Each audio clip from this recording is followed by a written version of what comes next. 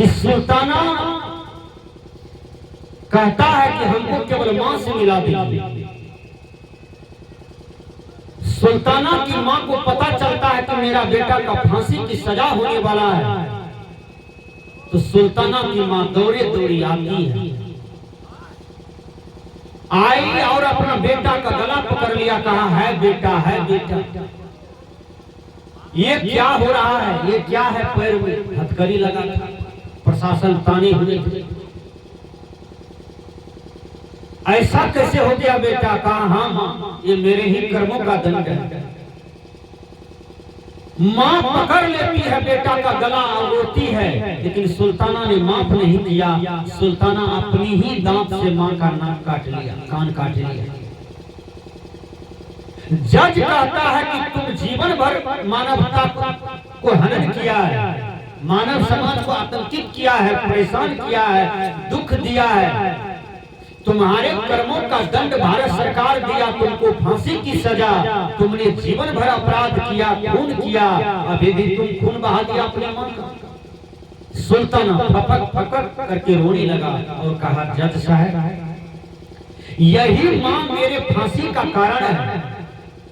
यदि यही मां जिस दिन मैंने पट्टी चुराया, यही मां 4 थप्पड़ मारता कि बेटा तुम गलत किए हो, तो आज मैं दलित नहीं बनता, आतंकवाद नहीं बनता। मां मेरा पीठ को थपथपाते चली गई और मेरा जीवन जहर तरफ भागते चला गया, मैं मनबरू हो गया, मैं इंद्रिय और संयम हो गया, इंद्रिय लंपट हो गया। आज परिणाम है कि मेरे गला में फांसी लगने वाला, यही फांसी का कारण मेरी मां है।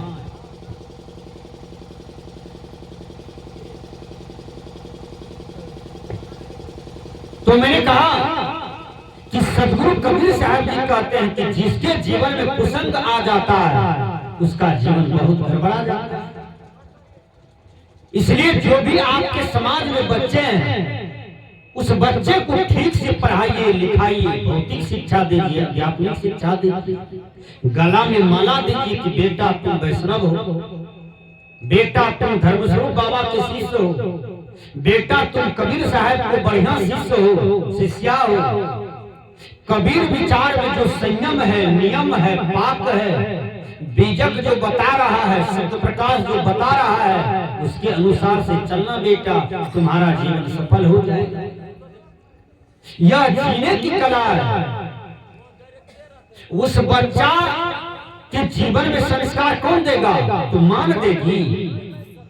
मां गाली पढ़ेगी तो बच्चा गाली पढ़ेगा, पिता गाली पढ़ेंगे तो बच्चा गाली पढ़ेंगे।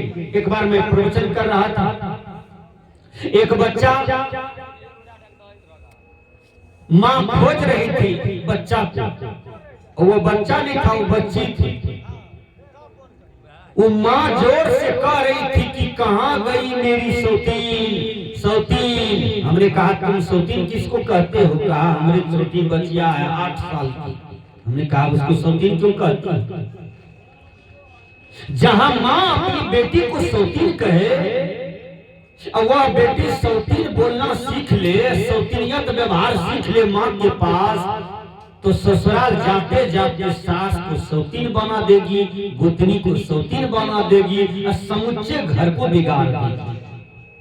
बेटी जन्म दिए हैं तो बेटी को लक्ष्मी बना दीजिए, बेटी को सीता बना दीजिए, बेटी को मीरा बना दीजिए, बेटी को सबरी बना दीजिए, तब आपका नाम का रोशन होगा। पुत्र को जन्म दिए हैं तो उस पुत्र को राम, लक्ष्मण, भरत, शत्रुघ्न वाला संस्कार दे दीजिए, उस पुत्र को ध्रुव, प्रहलाद वाला संस्कार दे दीजिए। जन्म देने से नहीं होता है, शिक्षा दीक्षा देने से होता है। संस्कृत के विद्वान ने कहा माता शत्रु पिता वैरी एन बालो न पठति विद्याहीना न शुभन्ति हंस मत बको यथा। अर्थात यदि वह बच्चा कितना सुंदर है देखने में, तो उसकी शरीर की सुंदरता का शोभा नहीं होगा विद्वानों की स्टेज पर। वह बच्चा को विद्वान की सभा में खड़ा कर दिया जाएगा तो शोभा नहीं होगा। यदि उसके जीवन में शिक्षा रहेगा तो विद्वानों की स्टेज पर खड़ा कर दीजिएगा तो वह बच्चा का शोभा बढ़ जाएगा। क्योंकि शोभा ज्ञान का होता है, शोभा गुण का होता है। सदगुरु कबीर कहते हैं मानुष तेरा गुण बड़ा, मानस न आवे काज, हार न होते आभरण, त्वचा न बाजन बाज। इसलिए जब बच्चे को जन्म देने के लिए जा रही हो, ऐ माँ, जब बच्चा गर्भ में है तो उस समय तुम बढ़िया बढ़िया साहित्य को पढ़ो, बढ़िया बढ़िया भजन सुनो, बढ़िया बढ़िया विचारकों का भजन निकाल लो मोबाइल में, उसको सुनो। जैसा सुनोगे, चिंतन करोगे, उसी रूप में अनुरूप में तुमको पुत्र पैदा लेगा, पुत्री पैदा लेगा। विचार कीजिएगा, क्योंकि बच्चा का भविष्य का निर्माण मां के पेट में ही होता है। संस्कार और ज्ञान का निर्माण मां के पेट में ही होता है। बच्चा पेट में है, ऐ मां, तुम मुर्गी की गुट्ठी खा रहे हो, चेंगा माछ खा रहे हो, मछली सुखा के खा रहे हो, मुर्गा मुर्गी खा रहे हो, बकरी भात खा रही हो। विचार कीजिए, ये मनुष्य का भोजन है क्या? मनुष्य को खाना चाहिए सेब, अंगूर, किशमिश, सोहरा, बेदाना, मनक्का, दाल, भात, घी, अचार, पापड़, रोटी, सब्जी, कितना कितना चीज खाने के लिए मनुष्य को है। जो मछली पैखाना खाती है, जो मछली मुर्दा खाती है, उस पैखाना खाया हुआ मछली, मुर्दा खाया हुआ मछली को गरम मसाला दे करके आप खा लेते हैं, आपको लाज नहीं लगता है? बैल के नाद में कुट्टी पानी लगा दीजिए, 1 किलो चेंगा माछ गिरा दीजिए, बैल नहीं खाएगा। विचार कीजिए, गाय के नाक में कुट्टी पानी लगा दीजिए, एक कोठो बुआरी गिरा दीजिए, बैल नहीं खाएगा, गाय नहीं खाएगी, मर जाएगी, नहीं खाएगी, उसको गंध कर देगा। मनुष्य इतना थेथर है, शुगर भय रास्ता पैखाना खाते हुए जाता है। होली में शुगर ला करके लड़का लोग खा लेता है, और फिर शुगर बात। विचार कीजिए, तो ये भोजन है क्या? आपको वैष्णव बनना चाहिए। संस्कृत के विद्वान ने कहा आहार शुद्धो सत्व शुद्धि, सत्व शुद्धि धर्मा स्मृति, स्मृति लंबे सर्वग्रंथि नाम विप्रमोक्षा। आहार के शुद्ध होने से अंतःकरण शुद्ध होता है, अंतःकरण शुद्ध होने से स्मृति स्थिर होती है, और स्मृति स्थिर होने से विप्रमोक्षा साधक मोक्ष के योग्य होता है। लेकिन आहार शुद्ध हो। भीष्म पितामह रण क्षेत्र में तीर की सज्जा पर सोए हुए थे। आप कहां पर सोते हैं? पलंग है 1 लाख का, 10,000 वाला तोशक तकिया दिया है बाप में, भेज देते हैं बेटा बेटी को। देखिए, तब ऊपर से बेजोर भोलवे पे कंबल ओढ़ते हैं तो एक बार में नींद आ जाती है। भीष्म पितामह बाण पर सोए हुए थे, तीर की नोक पर घाव हुआ, पिल्लू हुआ। विचार कीजिएगा, और पितामह को जब कष्ट हुए, पीड़ा हुए तो चिल्लावे। अब कोनो दिन बढ़िया बढ़िया बात बोले तो बढ़िया बात के सुनेगा? पितामह का प्यारा 5 आदमी था, उसका नाम है भीम, अर्जुन, नकुल, सहदेव, युधिष्ठिर। यही 5 बहुत प्यारा था। और वह पांचों उसका विचार सुन रहे थे पितामह का।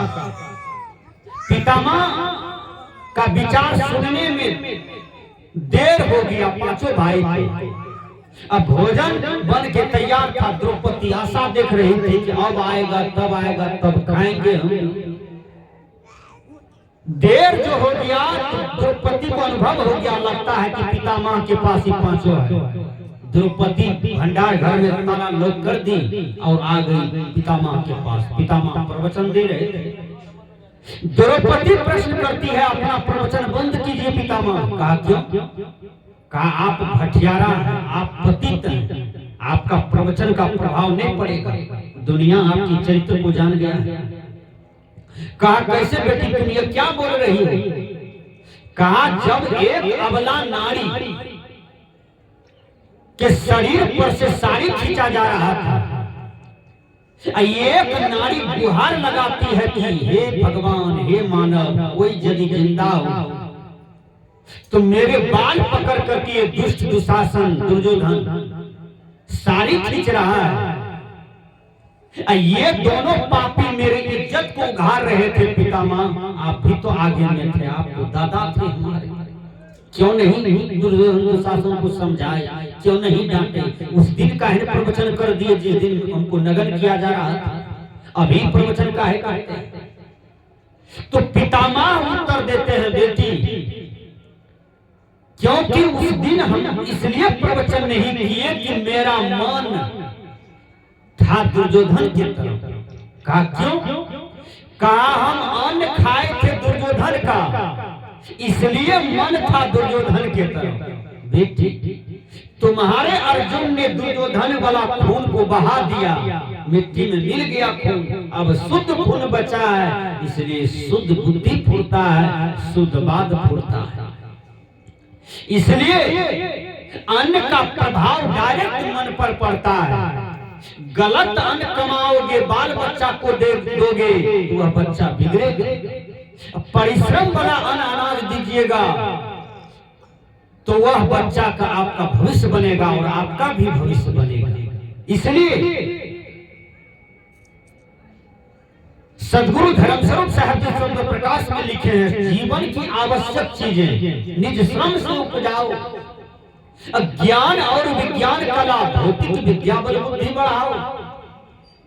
जीवन में जीने के लिए जो आवश्यक सामाने हैं उसको परिश्रम से उपजाना चाहिए। इसलिए अपने बच्चा को यदि निर्माण करना चाहते हैं तो ऐ माँ तुम साधना करो, ऐ बहना तुम साधना करो। जब बच्चा बाहर आ जाता है तो उस बच्चा को संस्कारी बनाइए, तेल लगाइए, जांचिए, बच्चा का नाक ठीक कीजिए, आंख ठीक कीजिए, चमड़ी को गोरापन कीजिए, साफ सुथरा कीजिए, बच्चा को संस्कारी बनाइए। उस बच्चा को कहिए बेटा शिवोहम अहम ब्रह्मास्मि अहम ब्रह्मास्मि, ये सब बोलिए बच्चा को।